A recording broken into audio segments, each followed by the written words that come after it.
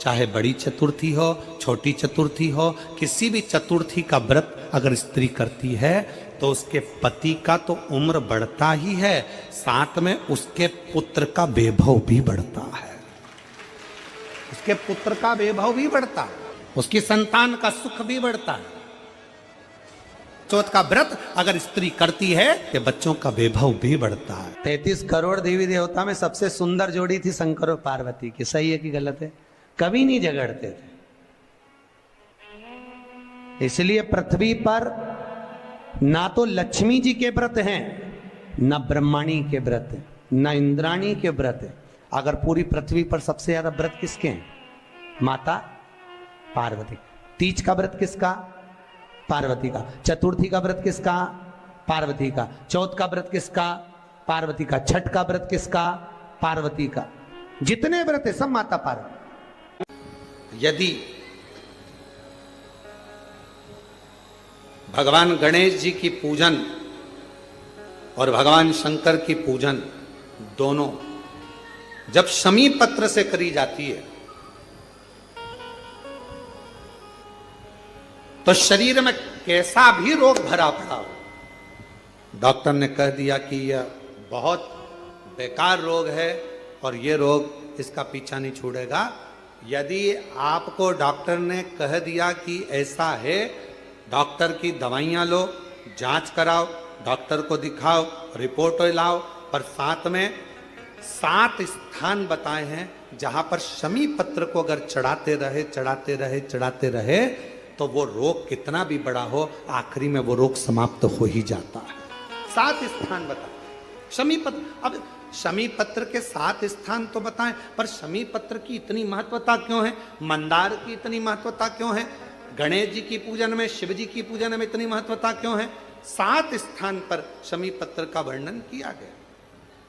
7 स्थान शिव महापुराण के वो 7 स्थान शिवलिंग के आप लोग देखेंगे, दर्शन करेंगे।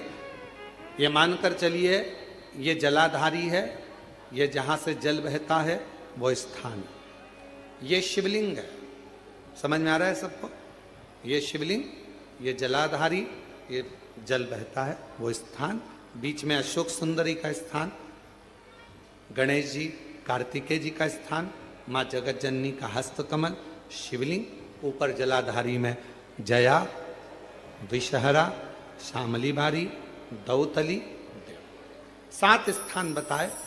पहला स्थान अशोक सुंदरी का स्थान, द्वितीय स्थान भगवान श्री गणेश जी महाराज का स्थान, जहां गणेश जी का स्थान है सीधे भाग में, उस स्थान। तृतीय स्थान मां पार्वती जी का हस्तकमल। चतुर्थ स्थान भगवान शंकर का शिवलिंग। चौथा स्थान।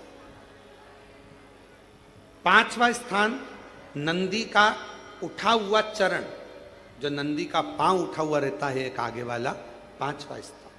और 2 शमी पत्र भगवान शंकर के सम्मुख में से अपनी कामना कर 3 बार पंचाक्षर मंत्र का या श्री शिवाय नमस्तुभ्यम का स्मरण कर वो शमी पत्र भगवान शंकर के शिवलिंग पर फिर समर्पित कर दिया जाए। अगर ये 7 शमी पत्र समर्पित कर एक बेलपत्र शिव जी को समर्पित करा जाता है तो धीरे धीरे कैसा भी बड़े से बड़ा रोग हो वो धीरे धीरे कटना प्रारंभ हो जाता है। अगर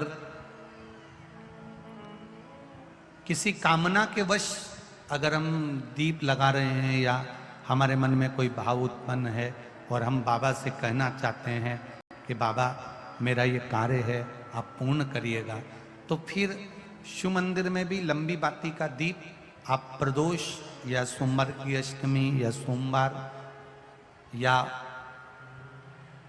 आप शिवरात्रि को बाबा से निवेदन कर लगा सकते हैं।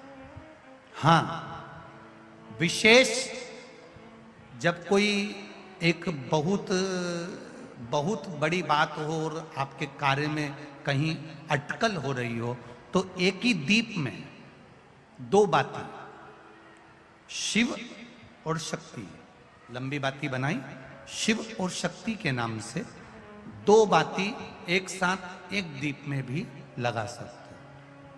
पर कब? जब विशेष कोई आपका कार्य हो और वो अटक रहा हो, विशेष कोई कार्य, और आप बाबा से प्रार्थना कर रहे हो, तो दो बाती का भी प्रयोग आप कर सकते हो। ऐसे शिव तत्व को जान, शिव जी प्रसन्न हो जाते हैं एक चुटकी भस्म से। केवल एक चुटकी भस्म तू शंकर भगवान को चढ़ा दे। शंकर भगवान को भस्म प्रिय है। क्यों प्रिय है? क्योंकि शंकर भगवान की अर्धांगिनी माता सती जब जलकर भस्म हुई थी, उस राख को मेरे शंकर भगवान ने अपने तन पर धारण कर लिया था, और वो भस्म शिव को इतनी प्रिय हो गई कि दुनिया का कोई व्यक्ति एक चुटकी भस्म भी अगर शिव को चढ़ा देता है तो शंकर भगवान उसके कष्टों को, उसके दुखों को समाप्त कर देते हैं। इतनी कृपा शिव कर देते। जो पत्तियां हैं, इन पत्तियों के ऊपर एक एक शमी पत्र और लाल चंदन ये रखकर, कितना भी रोगीला व्यक्ति हो, रोग से ग्रसित व्यक्ति हो, जिंदगी में कितना ही दुख पड़ रहा हो, बेलपत्र की ये दोनों पत्ती जिसके ऊपर शमी पत्र रखकर, लाल चंदन रखकर, श्री हनुमान जी महाराज और हनुमान जी महाराज के तीसरे नंबर के भाई श्री गतिमान जी, नीचे के क्रम में आते हैं श्री गतिमान जी। उन गतिमान जी और हनुमान जी का नाम लेकर जो शिवलिंग के ऊपर समर्पित कर देता है, रोग का निवारण होता ही है। जब विशेष शरीर में अगर कोई रोग उत्पन्न हो जाता है, बहुत शरीर के अंदर अगर कोई बहुत बड़ी बीमारी हो जाती है, बहुत बड़ा रोग हो जाता है, बहुत तकलीफ होने लगती है, बहुत तकलीफ। डॉक्टर ने कह दिया कमर का गुरिया खसक गया, डॉक्टर ने कह दिया तुम नीचे नहीं बैठ पाओगे, डॉक्टर ने कह दिया तुम्हारी ये हड्डी बढ़ गई है, यह हड्डी का ऑपरेशन करना पड़ेगा। डॉक्टर से जांच करवाते रहो और साथ में एक प्रयोग करते रहो।